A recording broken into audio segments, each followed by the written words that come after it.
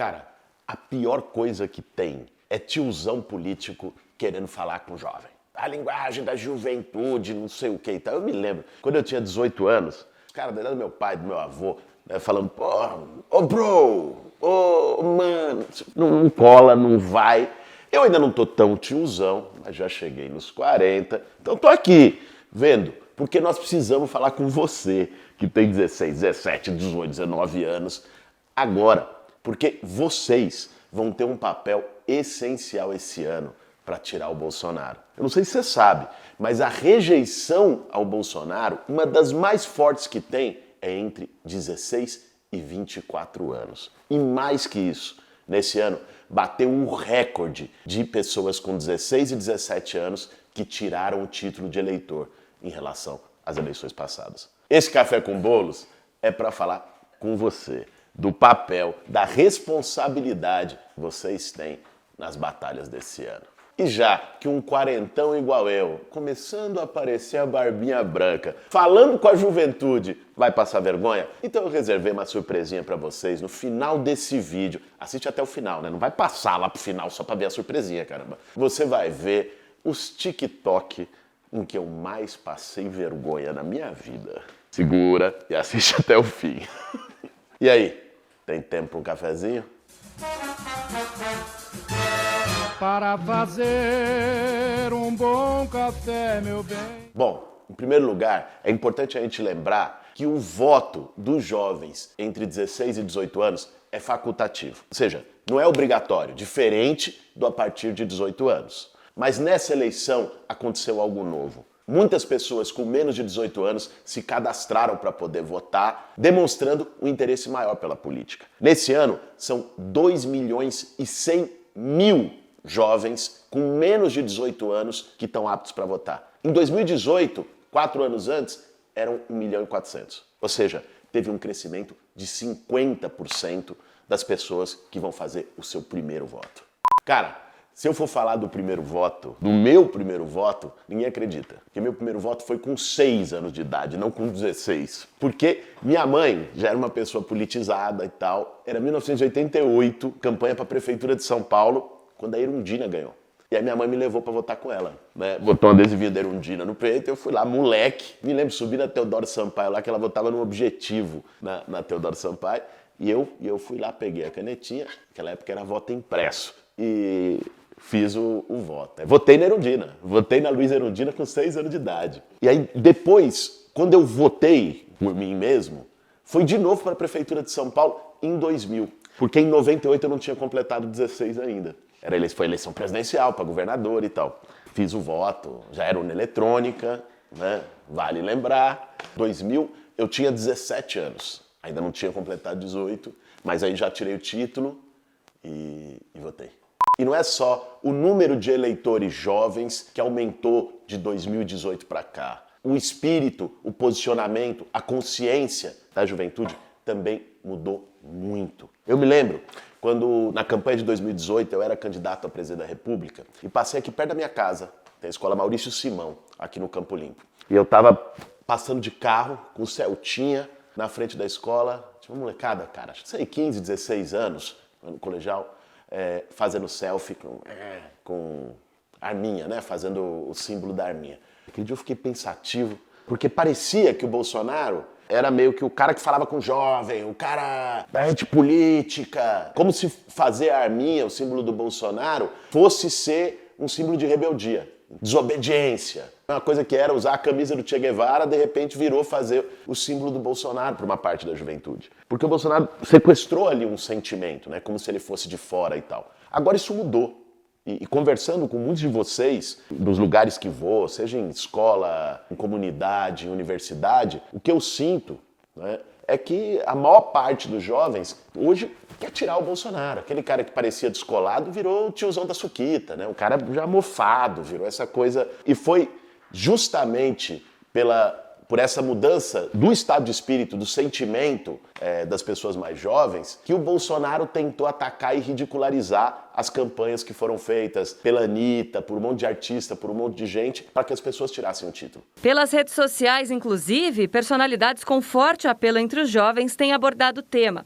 Nesta semana, a cantora Anitta avisou que só tiraria fotos com fãs de mais de 16 anos que tivessem o título de eleitor. Porque ele sabe que a maioria de vocês vai votar para tirar ele de lá. Por isso que ele tentou, começava a atacar a Anitta na rede, aí o Carluxo botava lá o gabinete do ódio em função disso, porque até ele sabe o papel decisivo que vocês jovens vão ter nessa eleição. E tem muita coisa em jogo nessa eleição. Primeiro, tem uma coisa que é a democracia no Brasil, sabe? Nós estamos numa encruzilhada. A nossa geração, a minha de vocês, a gente não viveu uma ditadura militar. Mas a dos nossos pais, a dos nossos avós, viveu ali os anos de chumbo. Né? A turma não podia se manifestar, que tinha censura, era presa, a gente foi torturada, a gente foi morta. Para poder, a gente está aqui hoje. Eles deixaram essa herança positiva pra gente poder se manifestar, pra gente poder se organizar, pra gente botar a boca no trombone. Eles lutaram, uma geração toda sangrou. Então nós temos agora a nossa responsabilidade, agora é a nossa vez. Chegar e falar, ó,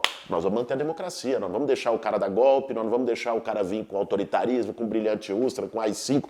Então tem uma coisa que é uma responsabilidade que eu acho que é histórica, nossa, né? Dos jovens e dos nem tão jovens, como eu, mas que também não vivi esse período e recebi isso da geração dos meus pais, da geração dos meus avós. Agora tem outra coisa também, que não é só assim, manter o que tem de democracia, mas é a gente aprofundar a democracia. Porque a gente sabe muito bem, principalmente quem mora na periferia, quem vive os problemas de opressão mais forte no dia a dia, que não tem uma democracia verdadeira, uma democracia com D maiúsculo no Brasil. Nem nunca teve. Porque não dá pra gente falar em democracia, por exemplo, numa sociedade racista, como é a nossa sociedade. Quer dizer, onde um jovem negro da periferia tem muito mais chance de morrer do que qualquer outra pessoa. Às vezes assassinado pela polícia. Uma sociedade que pegou uma pessoa negra.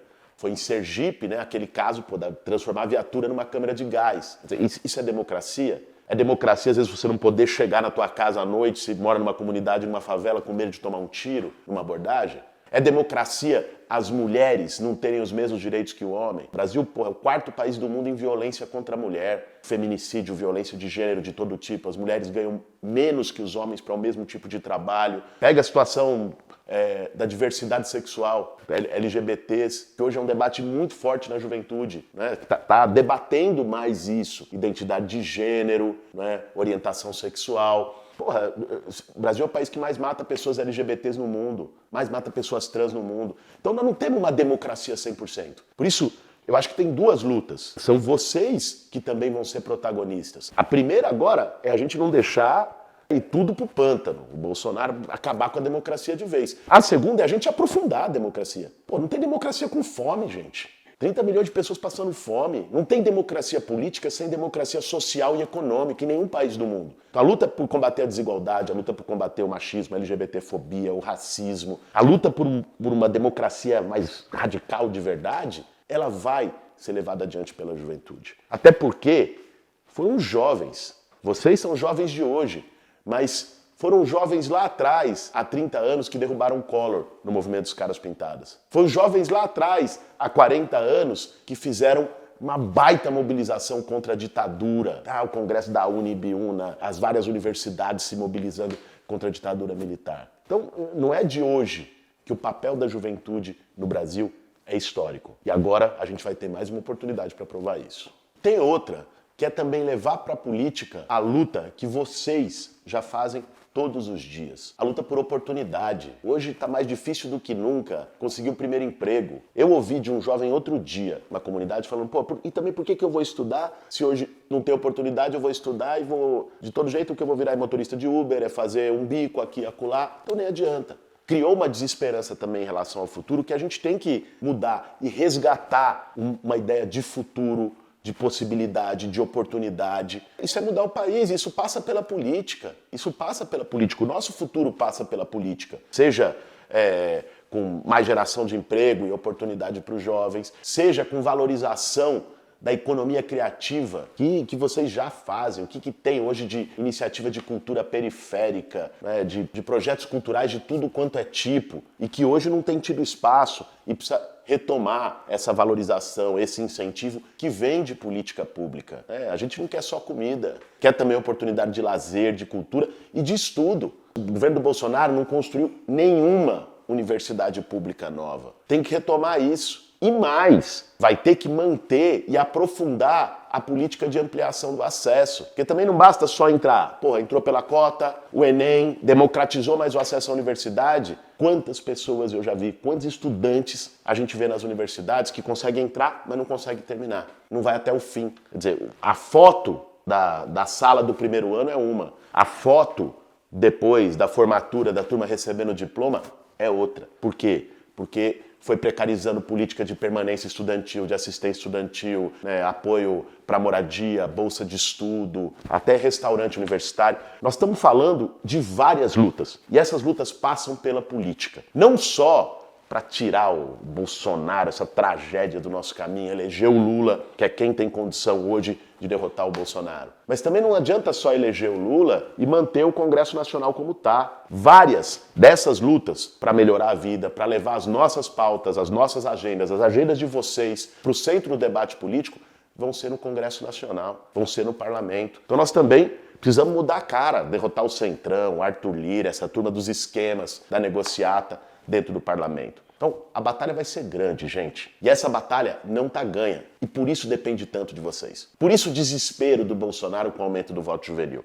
Pensa bem, 2 milhões de pessoas. Você pensa, não é nada perto do país que tem 100 milhões de eleitores. Sabe qual foi a vantagem que a Dilma ganhou do Aécio lá em 2014? Foi um pouco mais de 2 milhões de votos. 2 milhões de votos podem decidir a vitória do Lula sobre o Bolsonaro. É muita coisa. Nós estamos falando do nosso futuro, pô. E cada um tem um papel nisso, gente. Eu sei que, às vezes, o discurso que vem da esquerda, às vezes é também um discurso meio monótono, meio chato. Companheiros e companheiras, nós vamos não sei o quê. É uma coisa também meio que não cola mais, que também não pega, não dialoga com as pessoas. A rede social vai ter um papel importantíssimo nisso. O seu papel não é só ir lá no dia 2 de outubro e votar. É difundir para mais gente, é declarar seu voto na rede, é conversar com mais gente através da rede, é conversar na sua comunidade, nas relações que você tem, né? E a gente ir fazendo isso, né? Ir dialogando. Não sou eu que tenho 40 anos ou o Lula que tem 76 anos que vai conseguir convencer alguns jovens que ainda estão em dúvida a votarem. São vocês. São vocês, jovens, que já decidiram, que falaram, temos que acabar com esse pesadelo, mas vocês têm que conversar com mais. Nós temos que chegar nesses 2 milhões. Isso vai ser decisivo para virar o jogo esse ano. Política pode ser uma coisa chata, que não dialoga com ninguém, muitas vezes, mas política também é a nossa possibilidade de resgatar a esperança, de construir um futuro diferente do que é hoje. Depende do jeito que a gente faz a política, depende do jeito que a gente se envolve com a política, depende da gente acreditar nos nossos sonhos e ir até o fim. Porque não tem saída fora da política. A gente viu no que deu o papo do Bolsonaro de dizer eu sou de fora, salvador da pátria. Olha aí. Então, nós temos uma responsabilidade, vocês têm uma responsabilidade para que a gente consiga engajar, envolver muita gente. Porque o que está em jogo não é uma briga de politicagem. O que está em jogo é a gente poder ter futuro. Esse foi mais um Café com Bolos. Para fazer... Se a gente pudesse... Se a gente pudesse... Se a gente pudesse, assim... Se a gente tivesse o poder de a gente... Né?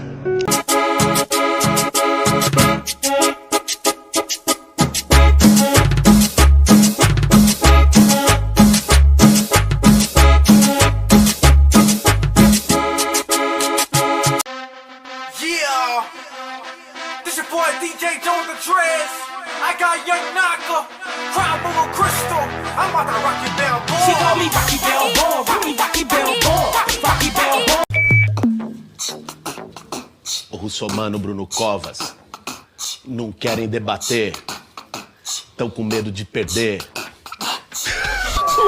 Me, or I think she like me. Molly rocks in my green tea. Pussy boy can get out my way. I'll run up that jet before I run any face.